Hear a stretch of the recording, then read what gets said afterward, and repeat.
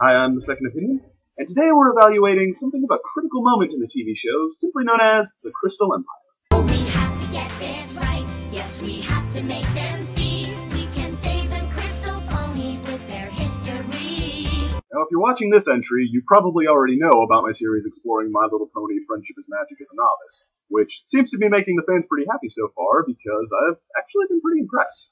I mean, just the comedy is probably better than actually most of what's on TV today. And movies. Anyway, though, we hit a twist then because the infamous Season 3 has been hanging over my head ever since the show began. And I decided to look into why, now that I've reached it, it's so infamous compared to the others. Bear with me. In 2010, Friendship is Magic began airing as developed by this lady, Lauren Faust, whose name is starting to sound unfortunately fitting.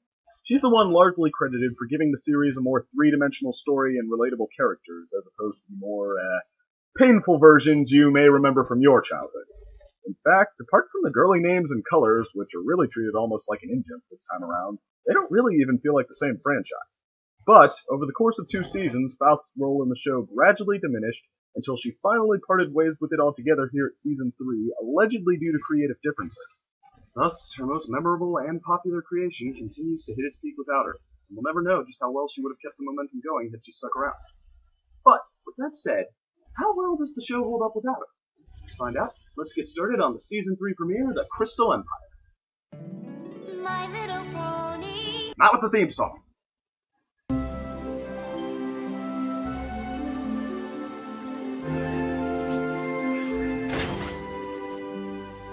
News from Northern Equestria. Your Highness. Yes? I am simply to tell you that it has returned. It? Find Princess Cadence in shining armor. Yes, Your Highness. My dearest Twilight, you must come to Canterlot at once. I think you played your ace early there, episode. I mean, what could you possibly wring more drama out of than those 2 letters? Princess Celestia wants to give me some kind of exam, and you're trying to tell me to calm down because it's just a test! Yes?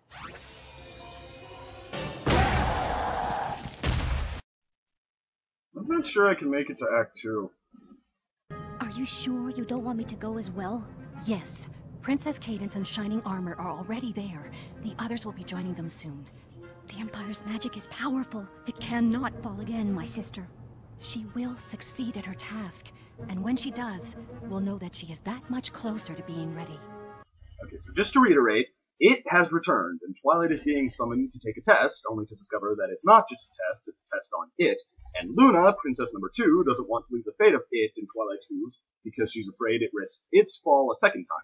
But Princess Celestia thinks it's fine to trust her with it because rescuing it will prove she's that much closer to being ready for that.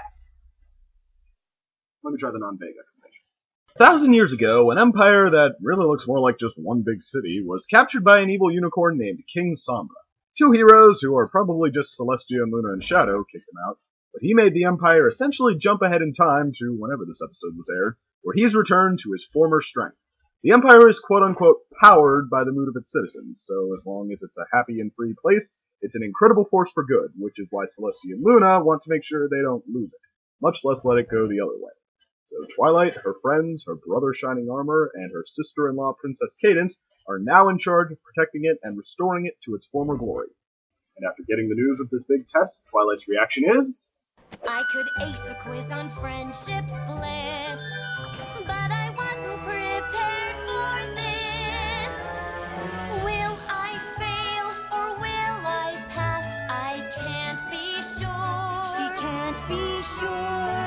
You know that not everything warrants a song, right? My mind is sharp, my skills intact, my heart is pure. Her heart is pure. You're not really conveying any particular emotion. Oh, I've taken my share of licks. I've made it through the thin and thick. Just kind of hammering in the obvious. But no, I wasn't. Oh, no, she wasn't. Oh, no, I wasn't. Oh, no, she wasn't. No, I wasn't prepared for this.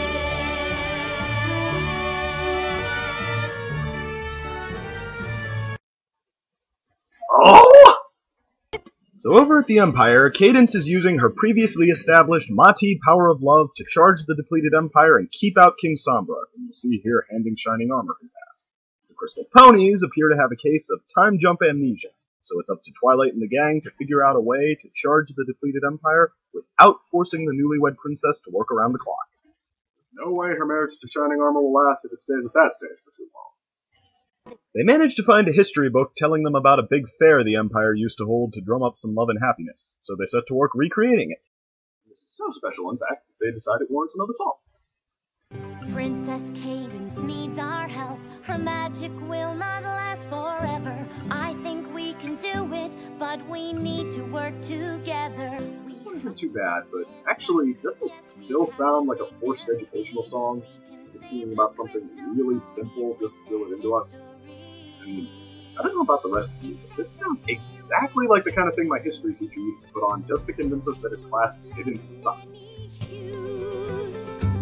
Made sweet to crystal berries. They had a petting zoo with tiny ewes. Oh, we have to get this right. Yes, we have to make them see. We can save the crystal ponies with their history. Anyway, the fair does start to lift the Crystal Pony spirits and even restore their memories a little, but it turns out they're missing the battery meant to be charged with the love power, otherwise known as the Crystal Heart. So, while her friends hold down the fort, Twilight braves the tricks and traps of King Sombra's old lair, at one point getting sucked into a vision of her worst fear that only Spikes saves her from. Normally this show hates to admit when he does anything right. They find the heart at the top of a tall tower, but Twilight gets caught in the final trap while King Sombra, who still just sort of exists for this, manages to worm his way in and launch the attack. Twilight ultimately decides to risk her test grade and let Spike be the hero instead of her, and he races to get to the ponies before Sombra does with the Crystal MacGuffin in hand. That is mine!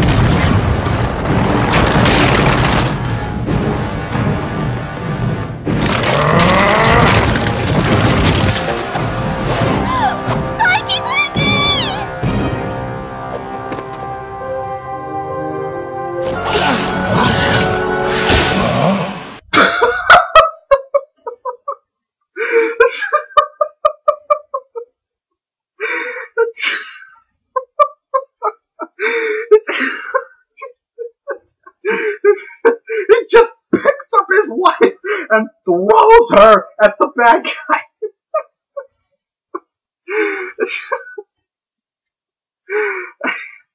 Okay, they must have a really good relationship if that is okay.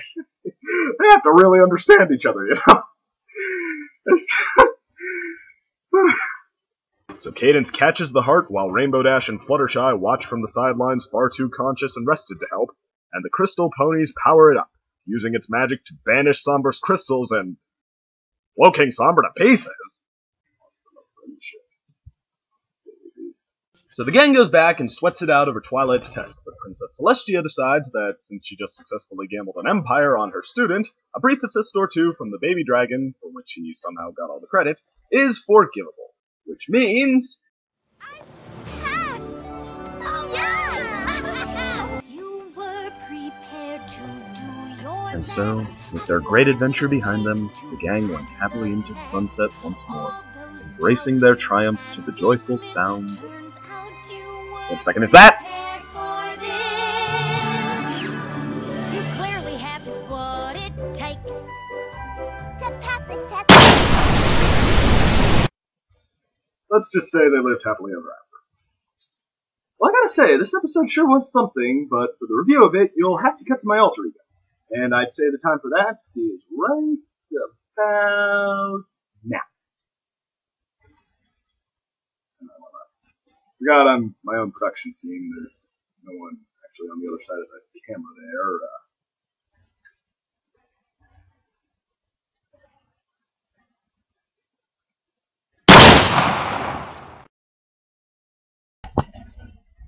Okay, well, I hope you all enjoyed that. No, I had a pretty good time giving it another try, and now here's just my little review of the episode. Basically, I think this is a pretty good two-parter. It's definitely, it meets the series standard easily. It's pretty creative, but yeah, of the 4 two-parters I've seen, I would definitely have to rank it 4. I think, I mean, compared to the others, this one, well, for one, it gets a little bit lost in the songs that are kind of inane. I mean, I said the one wasn't too bad, and I had to watch it a bunch of times to make the internet review. I think it kind of grew on me, so, okay, I might even say that, yeah, it's one I enjoy, and it established everything, but I mean, the other one was just completely inane. That may well be the worst song I've seen this show do so far. I mean, I don't remember any that I just didn't like, and now here's one that looks like, hey, we just need an excuse to sing. Yeah. I mean, everything about it, it seems like it does everything wrong. It's, the doing, like, ballet dances, stuff that just, about it, it's, like, so deliberately, like, hey, let's sing for its own sake. Hey, kids, this is how you sing. You can twirl in circles if you want. It has to be about something. I mean, here we picked the first random subject we had. Okay, but anyway, though, yeah, it's a little lost in that, and like I said, the second one, I can't say it was bad after all, but even, it was fine, but I still kind of stand by what I said. It sounded deliberate. It sounds like something you see in a classroom just to, yeah, emphasize everything. So, I mean, that's kind of a little more the tone this episode in general takes. I mean, there's that, but more importantly, well, along the same lines, I should say, it just doesn't seem as genuine as the others. I mean, all 3 of the other ones, just really seem, well, one, they tied it into the personal conflicts of everyone, and I mean, you could see, what they were going through as they tried to solve it, just the emotions running high there, and how it related to everyone just, like, personally,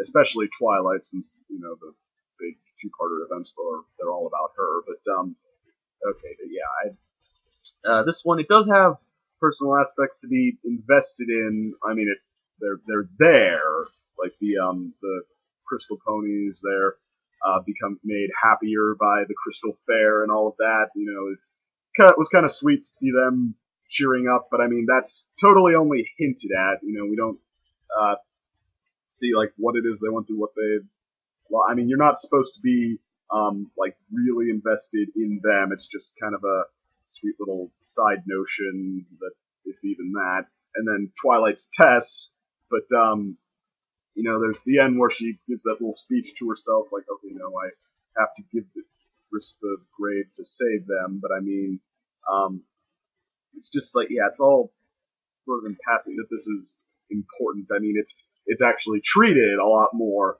like a test, just like step A, solve conflicts, figure out the mystery, get to step B. It's, yeah, just very play by play. It's like just, yeah, solving the next piece of the puzzle. So yeah, it's just not, you don't get quite as deep into it. You don't feel it as much. And I mean, they do give the friends still some moments, like Pinkie Pie. They think up a few great new gags for her. With Rainbow Dash jousting with Fluttershy. Actually, you think that, I mean, a lot of times in these shows they try to throw, like, not this show, but I mean, you see that and it's like a lot of times there's a reverse thrown in, like, oh, that cocky Rainbow Dash thinks she's going to use her athleticism to knock Fluttershy over the horizon, but then some wacky little thing is going to ruin it, and it's going to be Rainbow Dash goes flying instead, because, yeah, bullies never went, but no, it's just like, no, Rainbow Dash, she's the one who does do this kind of stuff, so she's just beating on Fluttershy, which, and I mean, and that's a little more real. I mean, they do have a nice little moment there where Rainbow Dash is like, okay, I'll take it easy on you, but not too easy, but, well, actually, that's a little mean for that whole, I mean, that's kind of harsh on, Fluttershy, but no, I mean, it was, I digress. It was fairly genuine moment there. So, okay, I mean, the friends get a couple of moments, but I mean, like I said, it's just there's a disconnect here between the stakes, the like everybody who has some kind of personal investment in this and the attempts to take it down. I mean, like I said, it's treated more like a puzzle, sort of play by play. King Sombra, this evil unicorn, he doesn't tie into tie into the hero's thoughts on, or well, what's the word I'm looking for? His efforts don't really affect the heroes on a personal level like the other ones did. You know, he doesn't put them to the test with their emotions or their their resolve, their self resolve. He's just sort of there. He's just knocking on the door to get in. I mean, he's visually very inventive. Great visuals from him. He looks threatening, but I mean, all of them did. So, okay, but just like I said, definitely doesn't get you as into it as the other ones. Like, I think the one that faltered the most on that made me wish that it could have hit harder there was Return of Harmony. The second one with Discord. But I mean, that one, even that, you wanted it to hit you so much harder because it already, it knew, it really knew, like, what to dig up to sort of, what to get you invested in there. I mean, all the friends being corrupted and, it's like, okay, yeah, you really wanted to see them overcome, and I mean, they didn't get into that, I thought, as much as they could have, so I mean, it still did good, and it, in fact, made you want it to do even better. It's like, I think that was a Rod Reaver quote on something, The Matrix or something, but yeah, it was, so, in fact, it was so engaging that I wanted it to engage me even more. I mean, this, it's not really even going in that direction, so I mean, you're not hoping for more, but there just isn't much, and that's, what was that? Okay, so, I talked forever and a day about how it doesn't measure up, but, like I said, I still think it's a very good conflict, and so now the overdue things on what it is good at, it is very good at the ticking clock. It, lets you know, all the friends trying to do this, and then there's one more thing that's going wrong, and they're losing time on that. Oh, now they've got to get the heart. Oh, now Twilight just waited who knows how long in front of that door that leads to her worst fear, and then Cadence, she fades, and I mean, actually, I almost think maybe they should have had a section about trying to fight King Sombra back, like maybe rallying everyone and getting to more, what it takes to power this empire, like what that emotion really is, kind of like the first two part, friendship is magic, so let's see friendship start to fight off this threat, like this time, maybe King Sombra could have taken down the barrier and then started to get in, and then they could have had to, hold him back a different way, and fight back with the love power and all that, run up the, sort of drummed it up even more, the stakes and the, but no, false alarm Cadence just wakes up and turns the shield back on, but even so, that it uses that to make the ticking clock even better, because now he has a piece of his horn, it gets cut off, and it's inside, and he's growing crystals out of that, so it's like, not only do we now have, until Princess Cadence fades, not much longer, we might not even have that long, because he's already starting to take over from the inside, so it's like she's not even keeping him out anymore. It's like, for all intents and purposes, we're not trying to solve this conflict before it gets worse. It is getting worse. So, okay, well done there. All of that stuff. The way Twilight fights her way through his castle, that was very creative. They had a very good callback to the scene at the beginning where Princess Celestia. Interesting sight too to see her go dark-eyed and shoot evil green energy and stuff. But great callback to that where Twilight uses that to reveal the hidden passageways of his castle, what it looked like when he was around, and then the giant staircase, she flips it upside down so she can slide down the bottom to, or slide down on the bottom to the top. But that was a pretty creative idea. All in all, it paces itself very well. It's a good conflict. It's doesn't get you as into it or even as excited as you could be, because it's not really that sense of personal investment. It's just, like I said, it's a test. It's play-by-play. I think the songs actually really demonstrate. I mean, because you're coming off a Canterlot wedding where, that first song, I mean, that was a little bit of name. Well, it wasn't. But,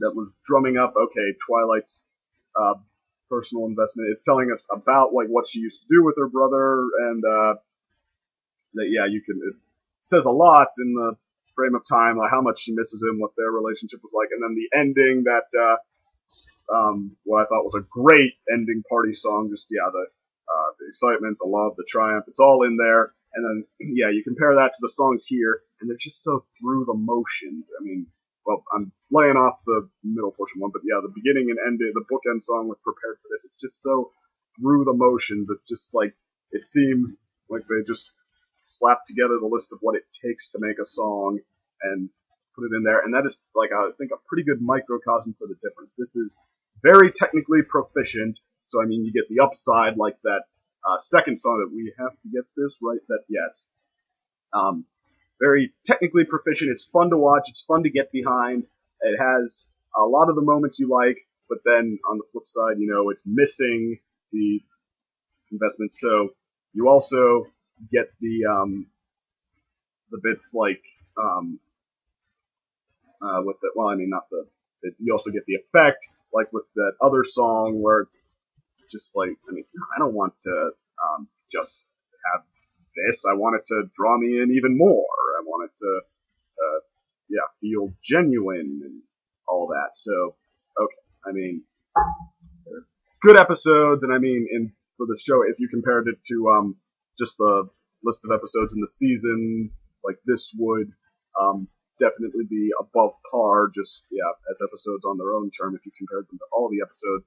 But for the two-parters, which are usually at among the best, it's I think the least of the four. It's a little disappointing to come across this after the rest of to have that be what it reaches, but I mean, even so, well, relatively speaking, it's not even disappointing. You wish it would draw you in more like the others, but still, I was glad to be watching it. I mean, because it's its own thing. It's very creative. It's a whole other animal, and I mean, it doesn't try to be the others. I mean, okay, if it didn't really have an idea to draw you in like that, okay, it didn't try to spin one out of thin air. It was its own thing. It was fun for its own reasons, and I mean, I think that that's what it takes to keep you pulled into the show. Just like fun, at least on that level. That's like, I don't know, everybody. Well, for examples of things like that, like what if you see like I don't know, movies like Iron Man 3 or Wolverine or Spider-Man 3 to an extent, really. It's like, oh, they didn't do any of the things the best ones did. They didn't pull you in that much, and they didn't hit as hard. I mean, here's where they could have done it better, but I mean, I'm more like in the boat saying, okay, well, I liked this whole concept. I wanted to see more of it, and it gave me more of it on a level I could enjoy. So I mean, I appreciate that. I mean, it wasn't the other ones, but I mean, not everything is, I think, and maybe next time we'll get something that's more at that level. This is still good, and it's still appreciated for what it is. It's not like X-Men 3, where it's screwing over all the characters and undoing so much of what we liked, and just being like so such a aggressively like fake, more hollow version of the last one, trying to fool us into thinking it's the same thing. Like, no, they're still successfully their own things, and they still make you enjoy them on that level. So, okay, so yeah, pretty good job. And I think next time it's going to be more back to basics. So we'll cut with all these long pauses and build-ups for these videos. But anyway, and yeah, the next one is Too Many Pinkie Pies. And sounds interesting, but okay, so I'll see you there.